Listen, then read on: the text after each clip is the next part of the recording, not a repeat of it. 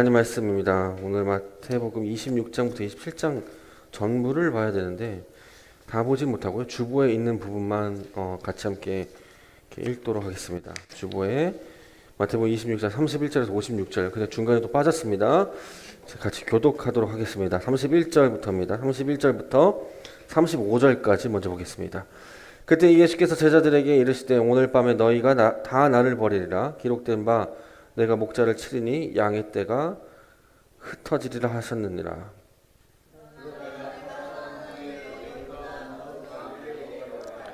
베드로가 대답하여 이르되 모두 주를 버릴지라도 나는 결코 버리지 않겠나이다.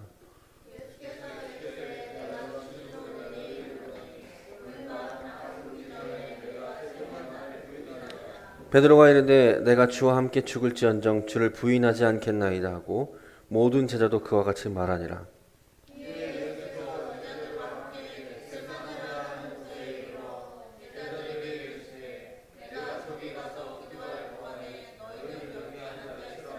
같이 읽겠습니다. 계속. 베드로와 세베대의 두 아들을 데리고 가실새 고민하고 슬퍼하사 이에 말씀하시되 내 마음이 매우 고민하여 죽게 되었으니 너는 여기 머물러 나와 함께 깨어 있으라 하시고 조금 나아가사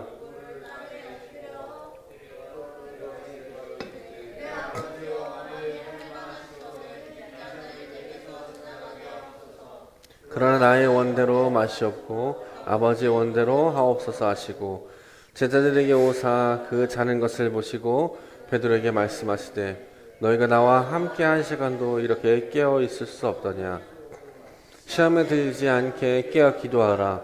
마음에는 원이로되 육신이 약하도다 하시고 다시 두 번째 나아가 기도하여 이르시되 내 아버지여 만일 내가 마시지 않고는 이 잔이 내게서 지나갈 수 없거든 아버지의 원대로 되기를 원하나이다 하시고 다시 오사 보신즉 그들이 자니 이는 그들의 눈이 피곤함일러라. 또 그들을 두시고 나아가 세 번째 같은 말씀으로 기도하신 후 이에 제자들에게 오사 이르시되 이제는 자고 쉬라. 보라 때가 가까이 왔으니 인자가 죄인의 손에 팔리느니라. 일어나라 함께 가자. 보라 나를 파는 자가 가까이 왔느니라.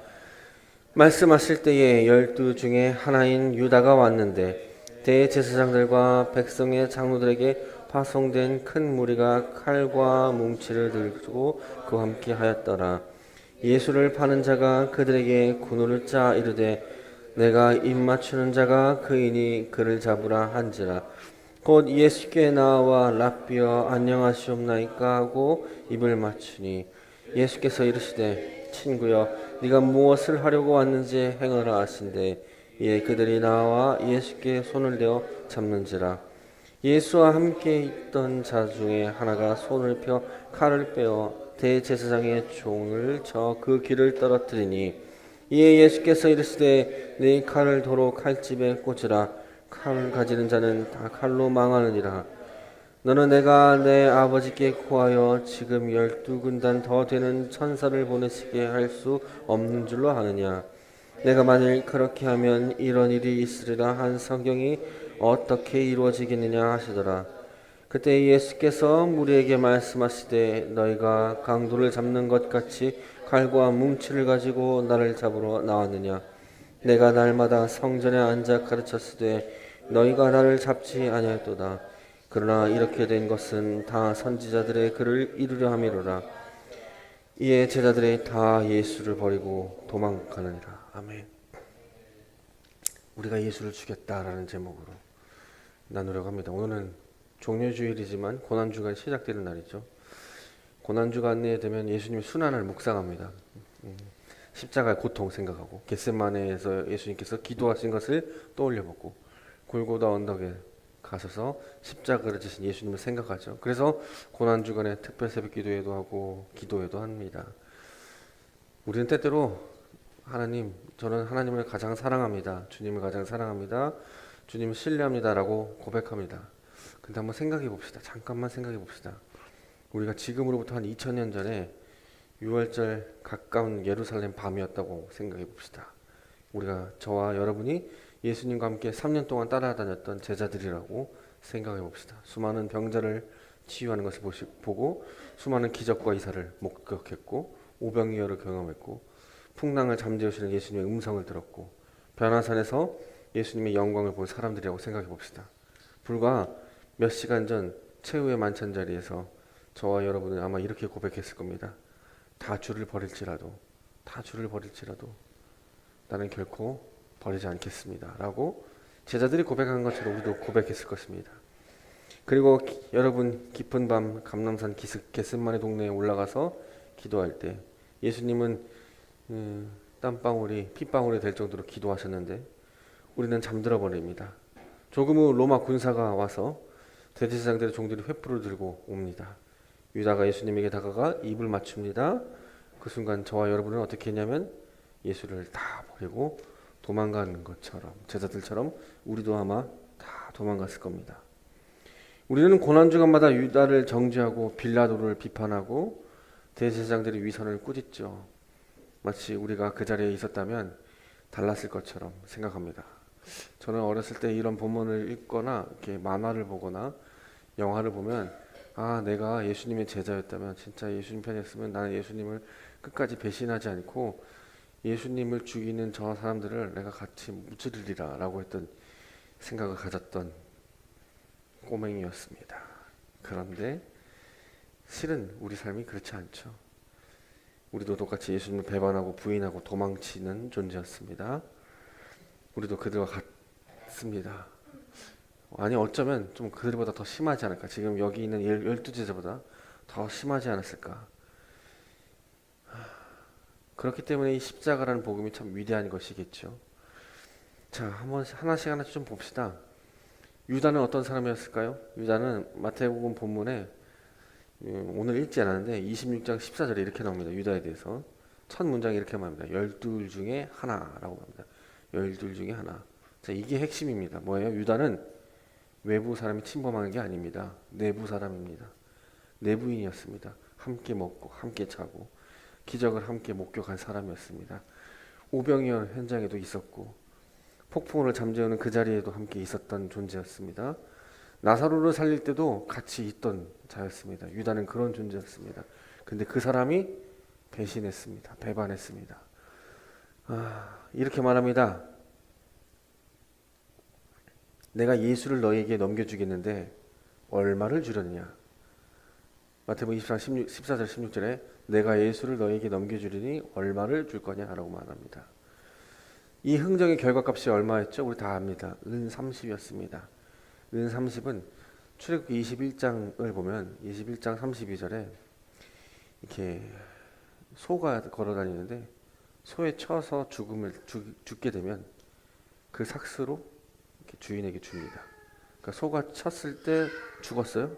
그러면 소친 사람의 소의 주인이 상대방에게 은 30을 주는 겁니다.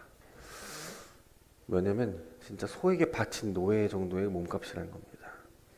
이 장면을 읽고 나면 우리는 자연스럽게 유다를 정죄합니다. 어떻게 저럴 수 있을까? 어떻게 예수님과 함께 있는데 저럴 수 있을까? 근데 칼빈이 이렇게 경고합니다. 뭐라고 경고합니까? 이런 말합니다. 유다를 향해 분노하는 자들은 자기 자신 안에 있는 유다를 보지 못한 것이다.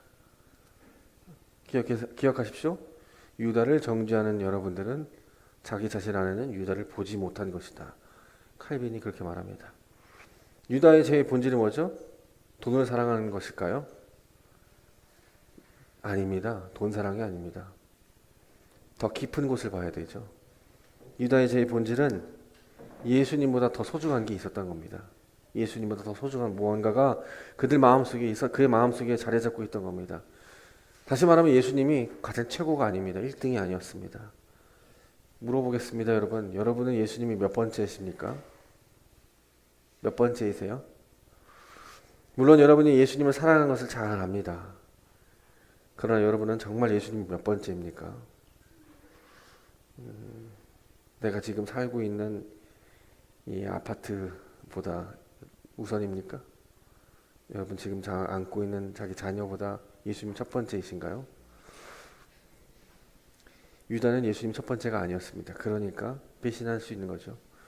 더 편안한 삶을 위해 신앙의 원칙을 타협할 때 사람들의 인정이 싫을까봐 그리스도인이라는 것을 숨길 때, 직장에서 손해를 볼까봐 정직한 것을 포기할 때, 가정에서 불편할까봐 진리를 거부할 때, 침묵할 때, 우리는 유다처럼 한 번에 크게 팔지 않습니다. 저는 본문을 연구하면서 이런 생각했습니다. 우리가 더 교활하고 교묘하고 더 조금씩 더 자주 팝니다. 예수를. 더 예수와 거래를 더 자주 하는 존재입니다.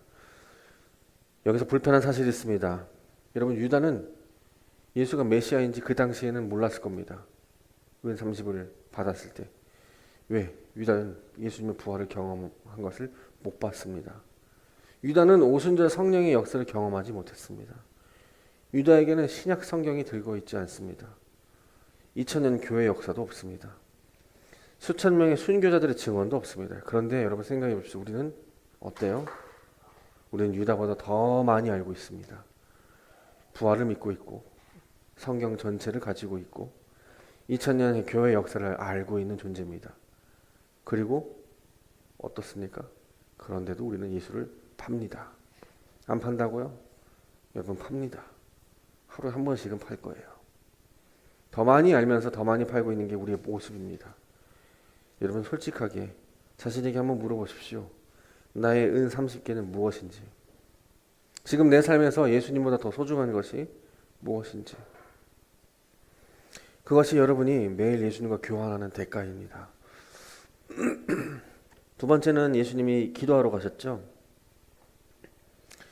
자신은 아셨습니다. 내가 십자가에 죽을 것이라는 걸 아셨습니다. 그런데 신이지만 인간이기에 그 고통이 얼마나 큰지 아셨기 때문에 기도하러 가셨습니다. 그리고 제자들에게 요청합니다. 나와 함께 깨어있으라. 나와 함께 깨어있으라. 하나님의 아들이신 예수님이 제자들에게 동행하자, 나랑 같이 동행하자라고 요청합니다. 참 하나님의 아들이신 그분이 우리와 함께 이 고통을 함께 해달라고 기도를 부탁합니다. 세상에 살아있는 인간들도 여러분 선생님이 부탁하면 그래도 듣기라도 하는 척이라도 하는데, 기도는 하지 못할 정도 못하더라도 깨어있기라도 하는데 제자들은 잠을 잡니다. 예수님은 제자들에게 뭐라고 말하면 깨어있으라. 그리고 다시 올라갑니다. 다시 내려와서 또 잡니다. 깨어있으라. 그리고 또 잡니다. 이게 3번이나 반복되죠. 이 3번의 반복은 마태가 의도적으로 넣은 것 같기도 합니다 라고 하는 신학학자들이 있습니다. 제자들의 실패가 이례적인 실수가 아니라 패턴화된 연약함이라고 하는 겁니다. 본성이 연약해서겠죠. 예수님이 잠든 제자들에게 깨우시면 이렇게 말하죠. 뭐라고 말하냐면 마태복음 26장 41절에 마음은 푸뉴마, 마음은 원이로되 육신은 약하도다. 마음은 원하는데 육신이 약하도다. 이것은 꾸중이 아닙니다. 진단입니다. 더 정확하게 말하면 이것은 타락한 인간에 대한 예수님의 진단인 겁니다. 이 본문을 바울이 그대로 인용한 것 같습니다. 로마서 7장 18절에 내 속 곧 내 육신에 선한 것이 거하지 아니하는 줄 아노니 원함은 내게 있으나 선을 행하는 건 없노라. 내가 원하는 바 선은 행하지 아니하고 도리어 원하지 않는 바 악을 행한다 라고 말합니다. 그렇죠? 우리는 원하는 것과 행하는 것이 다릅니다. 이것이 우리의 본래 모습입니다. 여기서 우리 한 가지 불편한 비교를 좀 해야 할 것 같습니다. 겟세마네 제자들에게는 변명거리가 있습니다. 왜냐하면 육체적으로 지쳤습니다. 밤늦게까지 밥을 먹었어요. 예수님과 최후의 만찬을 가졌어요. 늦은 밤이었어요. 육체적으로 얼마나 피곤할까요? 긴장감이 짓눌렀을 그때 겟세마네 올라갑니다. 피곤하겠죠. 잠은 쏟아지겠죠. 근데 우리는 한번 비교해 봅시다. 교수님들이 성경을 볼 때 이렇게 말합니다. 자신과 성경에 있는 사람과 대비시키라고, 이입시키라고 말합니다. 우리가 제자였다면, 오늘날 우리가 제자였다면 우리는 어때요? 우리는 편한 침대가 있죠. 24시간 켜져 있는 스마트폰이 있습니다. 넷플릭스가 있고 유튜버가 있고 SNS가 있습니다. 우리는 지쳐서 잠드는 게 아닙니다. 더 재미있는 것이 있어서 기도를 하지 않습니다. 더 재밌기 때문에 기도를 하지 않습니다. 기도를 그냥 미루는 겁니다. 더 편한 것이 있어서 말씀과 기도를 나중으로 미루는 거죠. 왜냐하면 피곤하다는 예수님보다 더 재미있는 게 있기 때문입니다. 더 좋은 것이 있기 때문입니다. 하나님과의 여러분 교제보다 더 재미있는 것이 있기 때문입니다. 겟세마네 제자들은 극도로 피곤했습니다. 피로했습니다. 슬픔 속에 의도치 않게 잠들 수 있습니다. 근데 우리는 충분한 여건이 있음에도 의도적으로 기도를 선택하지 않습니다. 어느 쪽이 더 심각할 것 같습니까? 제자들일까요? 우리일까요? 예수님은 오늘 우리들에게 잠시라도 나와 함께 깨어 있으라고 부탁합니다. 단 1시간 아니 몇 분만 기도하라고 말합니다. SNS나 유튜버 쓸 시간보다, 성경 보는 것보다, 소설책 보는 그 시간보다 나와 함께 기도하고 나를 좀 알아가 달라고 예수님이 계속 우리에게 부탁합니다. 소천하신 몇 년 전에 몇 년 전에 이제 10년이 넘었죠. 사랑의 교회 옥하는 목사님이 이런 말씀하셨습니다. 절규하는 설교를 합니다. 성도님들에게 이렇게 말합니다. 나긋나긋하게 말하는 게 아닙니다. 화를 내시면서 이렇게 말합니다. 성도 여러분, 단 하루 제발 10분만이라도 십자가 앞에서 나를 위해 죽으신 예수 그리스도를 묵상하십시오라고 말합니다. 단 하루 10분만이라도 제발 내 생각해주면 안 되겠니 하는 그 주님의 음성에 여러분 제발 10분만 기도하라고 말합니다. 너무 짧지 않아요? 10분? 여러분, 성도 여러분, 제발 우리 하루에 10분만이라도 예수 그리스도 생각하면 안 될까? 나를 위해 죽으시고 나를 살리신 우리 주 예수 그리스도 생각하며 제발 말씀 몇 장만이라도 보면 안 될까요?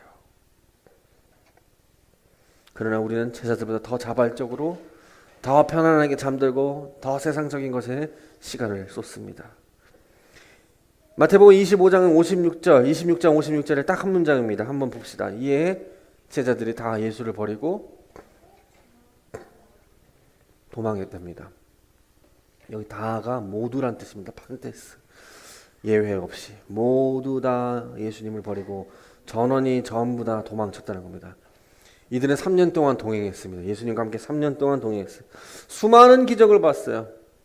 병 고침을 봤어요. 그리고 그들은 이렇게 고백합니다. 주는 그리스도시요 살아계신 하나님의 아들입니다 라고 고백합니다. 최후의 만찬에서 뭐라고 합니까? 충성과 맹세를 다합니다.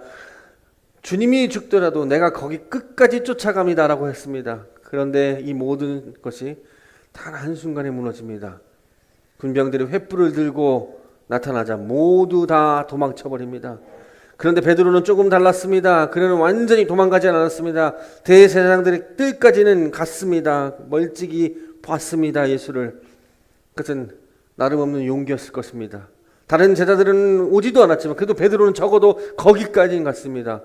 그러나 요종이 이렇게 한 말을 합니다. 너도 갈릴리 사람 아니냐?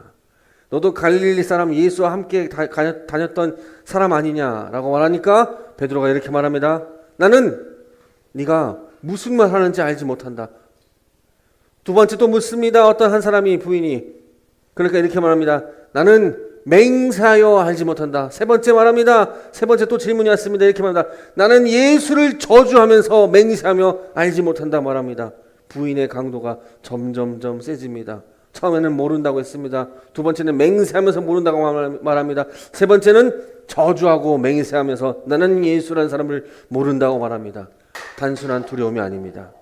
예수를 위해 죽기까지 하겠다는 그 베드로는 자기 살려고 점점 더 깊이 거짓 속으로 들어갑니다. 그리고 닭이 울어버립니다. 예수의 말씀이 생각납니다. 베드로가 밖에 나가서 심히 통곡합니다. 자, 이제 이 베드로의 모습을 나로 대입해 보십시오. 여러분으로 대입해 보십시오. 베드로는 여종의 직접적인 질문 앞에서 부인했습니다. 압박이 있었습니다. 위험이 있었습니다. 나도 같이 십자가에 못 박히는 건 아닌가. 그의 부인에게 적어도 생존의 위협이라는 배경이 있습니다. 근데 우리는 어떠해요? 오늘날 예수 믿는다고 여러분들을 십자가에 못 박는 일이 없잖아요. 오늘 교회 왔다고 여러분들 내일 경찰서 가는 일은 없잖아요. 우리는 아무도 묻지 않는데 먼저 숨겨버립니다. 생명의 위험이 없어도 침묵하고 박해가 없어도 후퇴합니다. 직장 동료들이 주말에 뭐 했냐고 말하면 나 교회에 나갔어 라고 말하면 되는데 교회 이미지가 안 좋고 예수를 욕하는 그 시대 분위기 때문에 나는 그냥 집에서 넷플릭 받고 쉬었어 라고 말하는 사람이 얼마나 많은지요. 아무도 신앙을 공격하지 않는데 스스로 숨어버립니다. SNS의 일상은 늘 자신의 개인적인 거 올립니다. 그러나 신앙은 올리지 않습니다.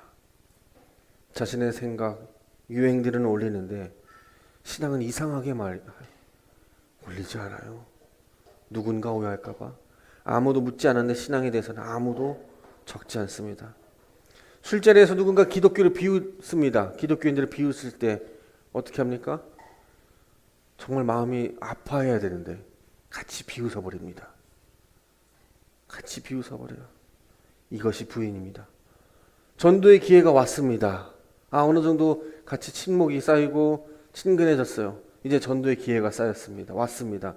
그때 예수를 말하지 않습니다. 지금은 때가 아니야라고 침묵합니다. 여러분, 이것이 부인입니다. 베드로는 여정이 물어 부인했지만 우리는 아무도 묻지 않는데 부인합니다. 어느 쪽이 더 심각할까요? 칼빈 시대에 니고데모파라는 이게 파가 있습니다. 니고데모파. 이게 뭐냐면 칼빈 시대 때 천주교회 이제 로만 카톨릭에서 프로테스탄트였는데 이제 개혁주의로서 프로테스탄트한 이 사람들이 프로테스탄트한 신념과 고백은 마음에 갖고 있지만 그러다가 로만 카톨릭이 너무 크니까 로만 카톨릭 안에 속하고 싶은 겁니다. 마음은 프로테스탄트였는데 겉은 외면적으로는 카톨릭 의식에 계속 참여하는 것.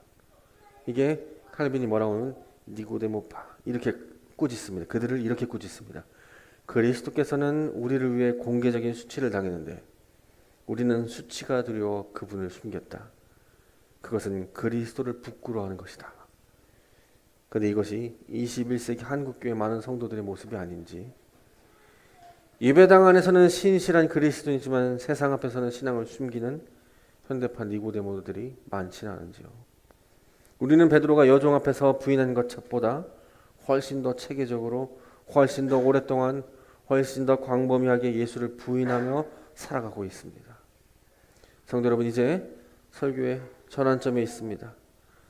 지금까지 우리는 불편한 거울 앞에 서 있습니다. 유다는 예수님을 거래의 대상으로 여겼고, 겟세마네 제자들은 한없이 연약했고, 예수를 잡으러 올 때 제자들은 두려움 앞에 모두 도망갔습니다. 베드로는 예수를 버리지 않는다고 했지만 예수를 철저하게 부인하고 저주했습니다. 우리는 이 네 가지 실패가 우리의 이야기라는 것을 직면했습니다. 아니, 어쩌면 제자들보다 더 심한 우리라는 것을 보았습니다. 이제 우리는 이 모든 실패의 중심에 계신 한 분을 바라봐야 됩니다. 모든 제자가 도망갔을 때 예수님은 홀로 남았습니다. 마태복음 27장을 따라가다 보면 우리의 죄로 인해 예수의 그리스도의 모습은 어떻습니까? 이제 군병들이 조롱하기 시작합니다. 27장 이제 쭉 보면 이렇게 나옵니다. 가시관을 씌웁니다. 갈대로 머리를 때립니다. 유대인의 왕이여 편안할지어다 하면서 저주를 하고 침을 뱉습니다. 그 현장에 제자는 한 명도 없었습니다. 예수님 홀로 수치를 당했습니다. 골고다로 십자가를 들고 걸어갑니다. 너무 약해져서 구레네 시몬이 십자가를 대신 집니다. 예수님 곁에 제자는 아무도 없습니다. 홀로 골고다 언덕으로 올라가십니다. 십자가 위에서 지나가는 자들은 조롱합니다. 대제사장도 조롱합니다. 함께 달린 강도들도 조롱합니다. 그 십자가 곁에 제자는 한 명도 없었습니다. 주님은 홀로 조롱을 당합니다. 그리고 예수님은 살점에 찢기고 물과 피를 다 쏟고 십자가에서 우리의 받아야 할 그 저주를 주님이 다 받으십니다. 하나님의 저주를 받고 하나님의 철저한 외면을 받고 주님이 이렇게 말합니다. 엘리 엘리 라막 사막다니, 나의 하나님 어찌하여 나를 버리셨나이까. 이 말이 무슨 뜻일까요? 예수님이 아파서 말하는 걸까요? 아니요. 예수님이 육체적 고통 때문에 아니요. 예수님이 십자가에서 가장 받기 싫은 게 뭐냐면 그 하나님의 외면입니다. 성부 하나님의 외면이에요. 외면. 그 하나님의 저주가 가장 두려운 거예요. 인간적으로. 그러면서 나의 하나님 어찌하여 나를 버립니까? 솔직히 그 외면, 그 저주 누가 받아야 합니까? 원래 우리입니다. 우리 자신이에요. 죄인이 우리가 받아야 마땅하는데 그 저주를 예수님이 대신 지었습니다. 이게 대속이고 십자가죠. 그렇게 예수를 팔고 부인하고 도망간 연약한 제자들에게 예수님 십자가의 죽음에서 부활로 제자들에게 다시 오십니다. 그리고 그들의 심령이 성령이 내주합니다. 그리고 그들은 바뀝니다.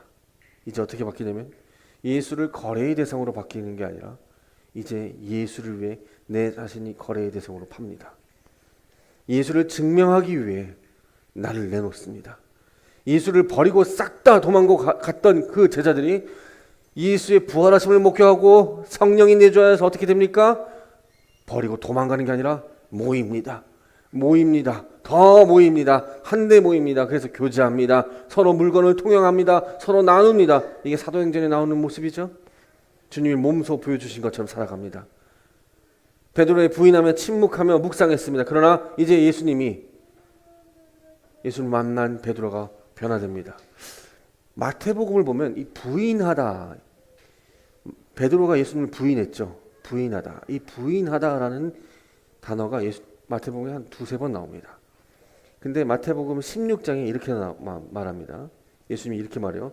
아무든지 나를 따라오려거든 뭐래요? 자기를 부인하고 자기 십자가를 지래요. 그 자기를 부인한다는 그 부인과 내가 예수를 부인하는 그 부인이 같은 단어입니다. 같은 단어예요. 이 얘기를 하는 거죠. 제자는 자기를 부인하고 살아가는 겁니다. 베드로는 예수를 만나기 전엔, 성령이 내주하기 전엔, 부활의 예수를 보기 전엔 자신이 예수를 부인했지만 이제는 부활의 주님을 만난 그는 어떻게 합니까? 예수를 부인하는 게 아니라 자기를 부인합니다. 그게 변화된 겁니다. 부활하신 예수를 본 베드로는 이젠 예수를 절대 부인하지 않습니다. 자기를 부인하고, 그래서 어떻게 됩니까? 예수를 위해 살다가 십자가에 거꾸로 죽임을 당합니다. 베드로만이 아닙니다. 모든 제자들이 자기를 부인합니다. 결국 다 순교합니다. 예수 그리스도를 위해 죽음을 각오합니다. 사랑하는 성도 여러분, 유다의 은 30 앞에 우리 자신의 은 30을 보았고, 겟세마네 잠든 제자들 앞에서 잠들어 있는 우리 자신을 보았고, 도망가는 제자들 앞에서 도망치는 우리 자신을 보았고, 베드로의 부인 앞에서 부인하는 우리 자신을 보았습니다. 그리고 우리는 이것을 깨닫습니다. 우리는 그들과 같다는 것을. 아니, 어쩌면 그들보다 더 지독하게, 더 세상적이고, 더 자기중심적이고, 더 안락함을 추구하는 존재라는 것을. 유다는 은 30을 받기 위해 한 번에 팔았지만 우리는 예수를 매일 팝니다. 제자들은 생명의 위협 앞에 도망쳤지만 우리는 아무런 위협이 없는데도 도망갑니다. 베드로는 여종의 직접적인 질문 앞에 부인했지만 우리는 아무도 묻지 않는데 숨어버립니다. 제자들은 두려움에 잠들었는데 우리는 재미있는 것이 있어서 기도하지 않습니다. 우리는 제자들보다 나은 자들이 아닙니다, 여러분. 우리는 오히려 더 풍요롭고 더 편안한 환경에서 더 자발적으로, 더 반복적으로, 더 교묘하게 예수님을 거래하는 자들입니다. 거래한다고요. 그런데 바로 이 자리에 복음이 있습니다. 로마서 5장 8절에 이렇게 말합니다. 바울이 우리가 아직 죄인 되었을 때에 그리스도께서 우리를 위하여 죽으심으로 하나님께서 우리에 대한 자기의 사랑을 확증하셨다. 우리가 아직 죄인 되었을 때, 준비가 되었을 때가 아닙니다. 변화된 이유가 아니라, 신실해졌을 때가 아니라, 아직도 팔아버리고 아직도 잠들고 아직도 도망가고 아직도 부인하고 있는 그 순간에도 그리스도께서는 우리를 위해 죽으셨다는 겁니다. 성도 여러분, 조용히 자신의 가슴에 손을 얹고 이 질문 앞에 스스로에게 물어보십시오. 나는 유다처럼 예수님을 판 적이 없는지 한번 물어보십시오. 나는 겟세마네에서 단 한 번도 잔 적이 없는지 한번 물어보십시오. 나는 예수님으로부터 도망친 적이 없는지, 나는 그분을 알지 못한다고 그렇게 살아간 적이 없는지, 그리고 이 질문도 스스로에게 한번 물어보십시오. 나는 그들보다 더 낫다고, 나는 그들보다 덜 세상적이라고, 나는 그들보다 덜 자기중심적이라고, 나는 더 그들보다 더 신실하게 살아왔다고. 그리고 거기서 나를 위해 죽으신 예수 그리스도의 십자가를 한번 바라보십시오. 팔아버린 우리를 위해, 잠든 우리를 위해, 도망간 우리를 위해, 부인한 우리를 위해, 그리고 제자들보다 더 심각한 우리를 위해 예수님은 그 십자가를 향해 홀로 걸어갑니다. 그렇다면 우리는 이 질문 앞에서 무엇을 배워야 합니까? 이 질문의 답은 제가 드리지 않고 여러분 삶으로 다 경험했으리라 봅니다. 그 종착지는 진짜 예수를 믿는 겁니다. 진짜 예수를 믿는 겁니다.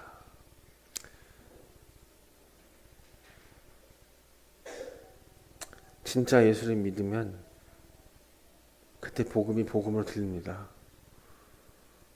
진짜 예수를 믿어야 돼요. 여러분 교회에 온 이유가 예수 믿기 오는 겁니다.